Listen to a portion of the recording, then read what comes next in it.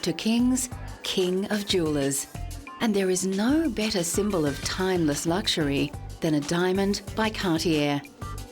Louis-Francois Cartier took over an existing jewellery workshop in Paris in 1847, but it was his gifted grandsons Louis, Pierre and Jacques who established the worldwide brand of Cartier. Innovations with various styles including Art Deco, Garland and Tutti Frutti has made Cartier's influence on the development of 20th century jewellery unparalleled. Louis Cartier is best known for his timepieces. He designed the first wristwatch to assist an aviator friend. And an example of his famous mystery clocks was recently on display in Moscow. Cartier can claim all the most important innovations and achievements which belong to the jewellery art of the 20th century. Many of the watches, tiaras and necklaces on display are from private collections. Among the treasures are crocodile and snake necklaces, specially ordered by the Mexican actress Maria Felix. She came to the 13 Rue de la Paix boutique with a box, and in there were two living small crocodiles. And she asked for the director of the boutique, and she said, "Okay, this is what I want in jewelry very quickly. Could you please make those two crocodiles for me as a necklace?"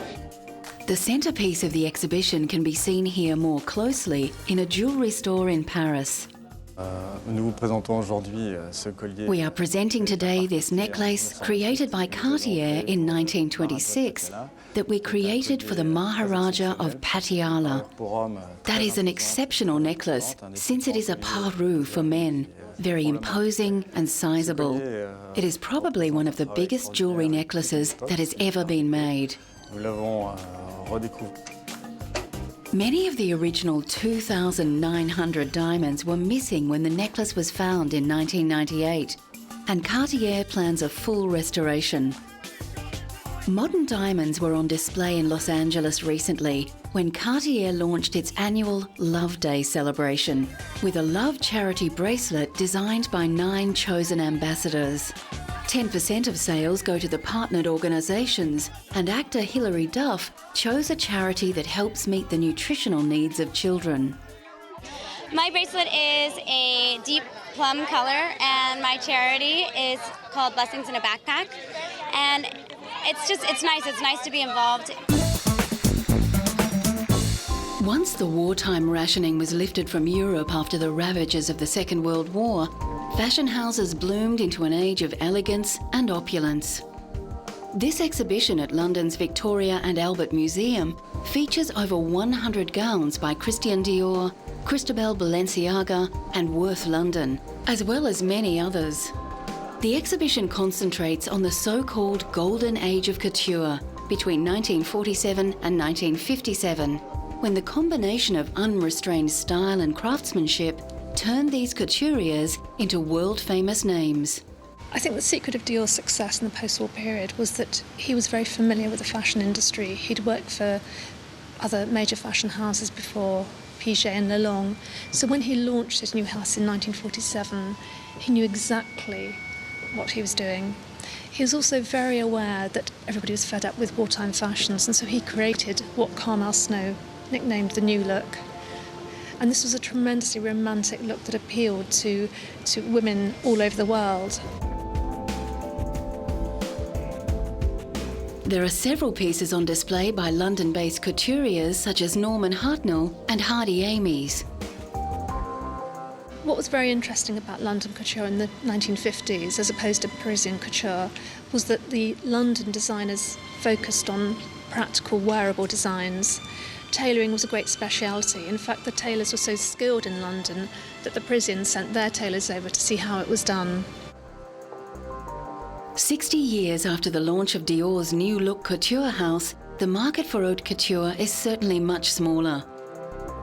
Still today, designers including British couturier John Galliano for Christian Dior continue to produce exquisitely detailed pieces, keeping the traditional skills of the couturier alive for a more modern clientele. Perhaps no one personifies elegance and timeless beauty more than the film star Audrey Hepburn. Born to an English father and a Dutch mother who was a former baroness, Hepburn has won Academy, Grammy, Emmy and Tony Awards for her stage and screen work. She also received the Presidential Medal of Freedom for her charity work. Hepburn is often considered to be one of the most beautiful women of all time. In the 1950s, she was not only one of the biggest film stars, but her elfin appearance and sense of chic was very influential in fashion at the time. Recently, the dress that Hepburn wore in one of her most famous roles as Holly Golightly in Breakfast at Tiffany's came up for auction.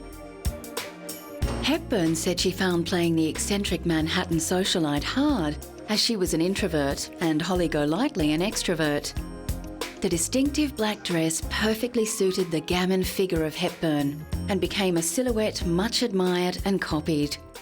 It was made for her by Hubert de Givenchy. It's one of 3 known to still exist, and we're very, very, very lucky to have it. And it's being sold for charity, which is the City of Joy Aid, which helps orphans and the homeless in India.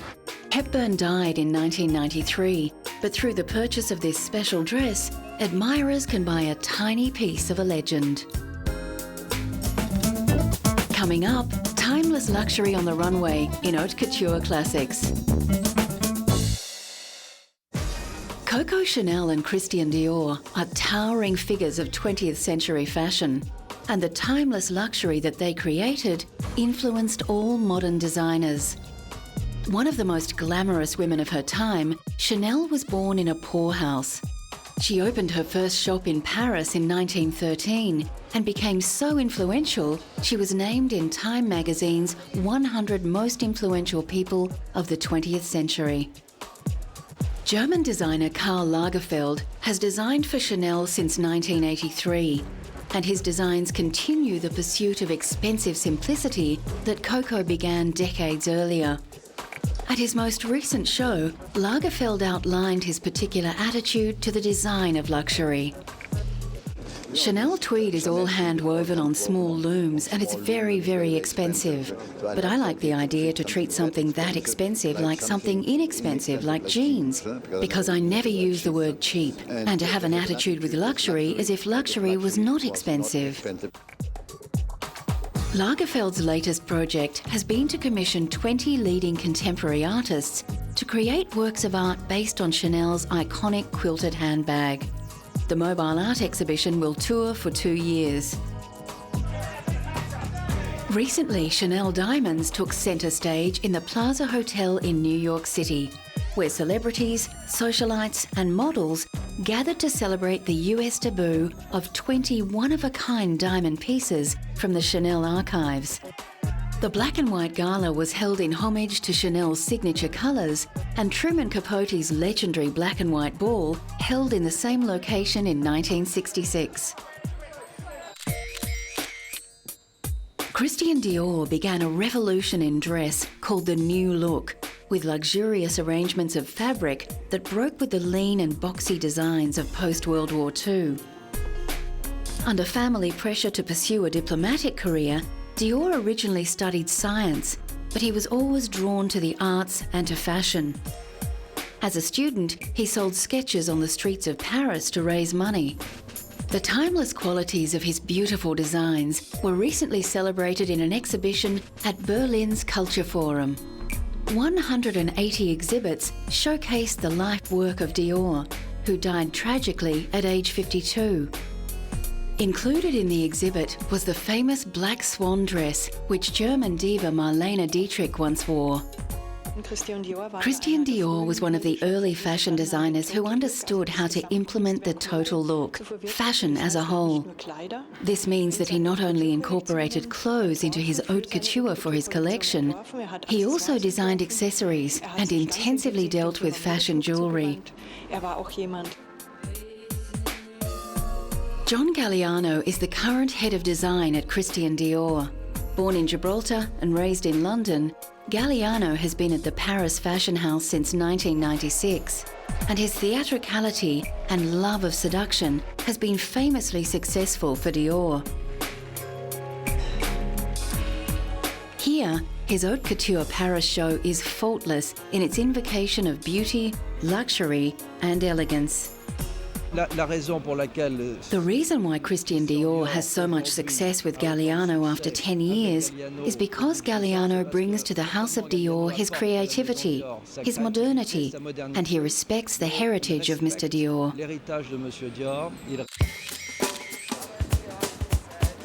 A master of haute couture, Giorgio Armani follows in the footsteps of Chanel, with his timeless tailored designs redefining what is feminine and what is masculine. Italian-born Armani began as a designer in well-known fashion house Nino Cerruti Jimenez, before beginning his own label in 1974. In 1975, he introduced women's wear, and his simple, clean lines became instant classics, making him the richest and most successful Italian designer ever. Very, very elegant. His style doesn't shriek, it whispers. And I think when people are wearing his clothes, the clothes don't wear them. They feel very elegant. They always feel perfectly dressed for any occasion. And I think they feel comfortable. At a retrospective in the Royal Academy of Arts in London, the timeless quality of Armani's designs is more than apparent. If you bought sort of a navy or a beige or a black Armani trouser suit, you'd probably still be wearing it in 10 or 15 years. I mean, you may change the T-shirt or whatever you put underneath it, but essentially the trouser suit or the skirt suit would really last almost a lifetime. In 2003, Armani was honoured in Beverly Hills with the inaugural Rodeo Drive Walk of Style Award, a fitting tribute to a man who has shaped public taste. A who's who of Hollywood celebrities walked the red carpet to celebrate a man who has changed the way the world dresses. Well, I think he's sort of been the arbiter of taste for the last at least 25 years. He's managed to transform a lot of women who didn't know what the hell to wear into a lot of women who look great. Sophia Loren, who is rarely seen in public, made an exception for Armani, who is a close friend. Giorgio Armani is unique.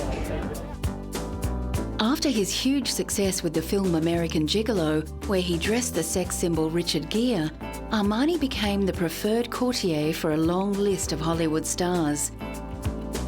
These include Jodie Foster, Michelle Pfeiffer, Julia Roberts, Robert De Niro, George Clooney, and Samuel L. Jackson, who remembers his first Armani purchase. I actually bought a sweater, and it was one of those feelings of success for me, you know, because I've been going by the store and kind of looking at stuff, and one day I finally was able to just walk in there and buy this sweater that I'd coveted for a while. And, you know, it was a feeling of having made it, you know, that I didn't feel bad about buying it, and I was overjoyed that I could afford it. And once I got home and put it on, you know, it was kind of like dancing around in the mirror, looking at myself in it and feeling, yes, I own Armani. Recently, Armani brought his uber chic to Japan, where he opened a high-rise flagship store in Tokyo. Armani's understated elegance and palette of blacks and beiges is expected to fit extremely well with typically restrained Japanese taste. The Hollywood stars that I think look cool usually are wearing Armani. So for me, it's a way to boost my self-image. Coming up, the man and the cars that exemplifies timeless luxury.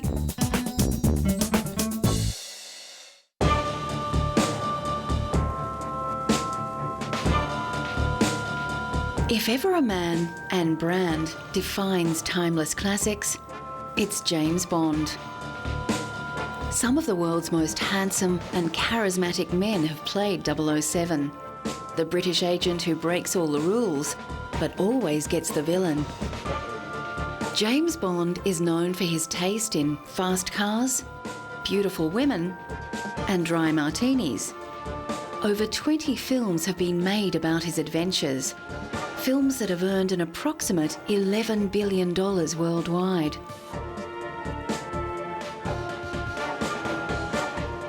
Recently, Sean Connery, considered by many to be the definitive Bond, received the 34th American Film Institute Life Achievement Award in honour of his acting work.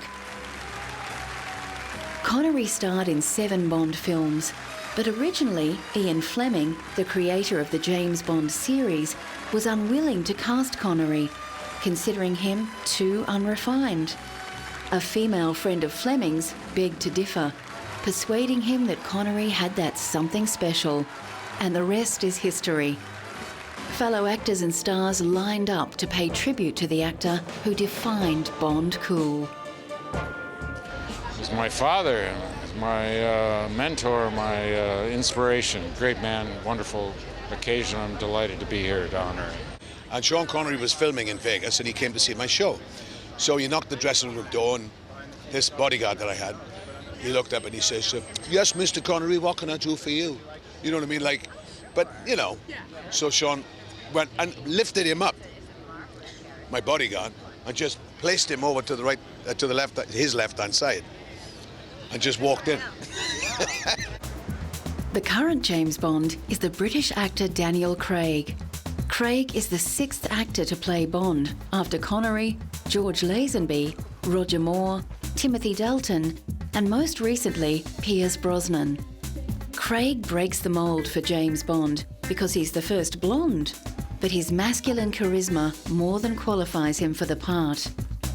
Craig's first Bond film, Casino Royale, returns to the very first Ian Fleming book, which details how the secret agent became the ruthless James Bond. I can tell you about this movie, and I'm not going to compare it to any other Bond movie, but this is a new departure, and there is a lot of new things, but a lot of the Bond themes that are still in this. It has to be, because we're making a James Bond movie. But wait and see. Many men and women fantasise about a life filled with luxury and adventure, and an exhibition of 007 memorabilia assembled at London's Science Museum offers the public a chance to make that wish come just a little bit true. All the accoutrements of the Bond world are on display, including props, images, storyboards, costumes, and the famous Bond car, the Aston Martin Vanquish. It's your chance to become a secret agent for the day. You're given a swipe card, a little credit card thing, and you go around the exhibition finding out as much as you can about James Bond, the films, the phenomena. You're tested along the way, and then at the end of the exhibition you're rated as to whether you're going to make it into MI6 or not. Ian Fleming, the creator of James Bond, was no shy retiring writer. His adventure-filled life was on display recently at the British Imperial War Museum. Fleming drew on his own war experiences and his work as a travel writer and journalist to create the iconic secret agent. Ian was not a man of action. He'd have liked to have been one. In fact, he volunteered to go on a mission in the war, but Admiral Godfrey, his boss, wouldn't allow him to go because he was too valuable. But Bond did all the things that he couldn't do. The silver grey Aston Martin DB5 is the epitome of cool, partly because of its association with James Bond.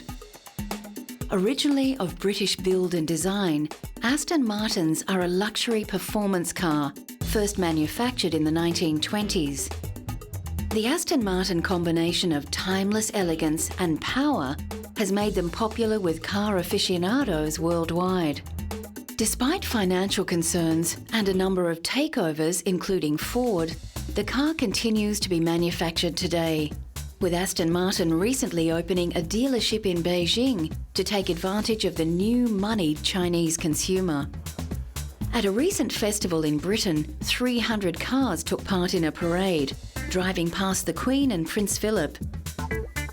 9 decades of the beautiful car help illustrate the continuing qualities that have kept Aston Martin on the Timeless Classics list. The fact that it's still here looking pretty good, really, after all those years, a lot of years of neglect, I think speaks well for the solidity and quality of Aston Martins. I think that's what people love about them. It's rather like a Rolex watch. It comes apart and goes together again with perfection. The late King Hussein of Jordan was a collector who knew and loved his luxury cars. Abdullah Hussein recently opened the museum in Jordan as a tribute to his father.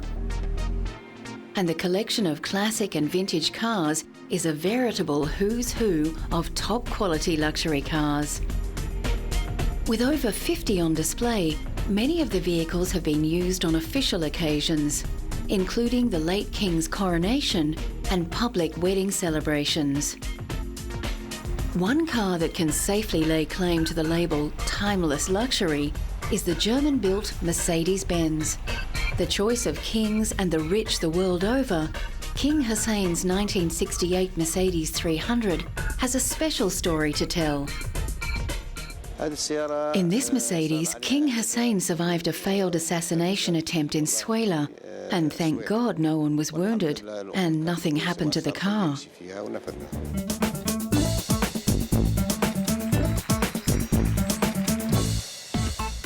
One of the hallmarks of a timeless luxury is that it both maintains its classic features and keeps pace with the modern world. Mercedes are prized for their design elegance and on-road performance. But Mercedes-Benz has also introduced many safety and technological innovations that have been incorporated into other cars. The average American now spends 17 hours a week in their car. So for those who can afford it, a stylish and comfortable drive is only the beginning. For Mercedes-Benz, electronic gadgets help differentiate their brand. GPS navigation has been standard in Mercedes since the early 1990s. And Bluetooth connectivity has been in the C-Class Mercedes since 2007. As for music selection, it's goodbye to the old CD player. We're seeing a lot of integration of obviously MP3 players. Everybody wants an integration kit to allow their iPod or their MP3 player to come into the car and to be controlled by the car, to be controlled easily using good menus, and that's where we're going most lately, as well as super fast hard drive-based navigation systems, which is new for 2009. Many of our cars now have no more DVD drive. They're running off of a hard drive, which gives you super fast directions, really quick calculation. Some luxury brands and stars shine bright, but quickly fade. It's only with time and distance that we can say with certainty who and what will become timeless.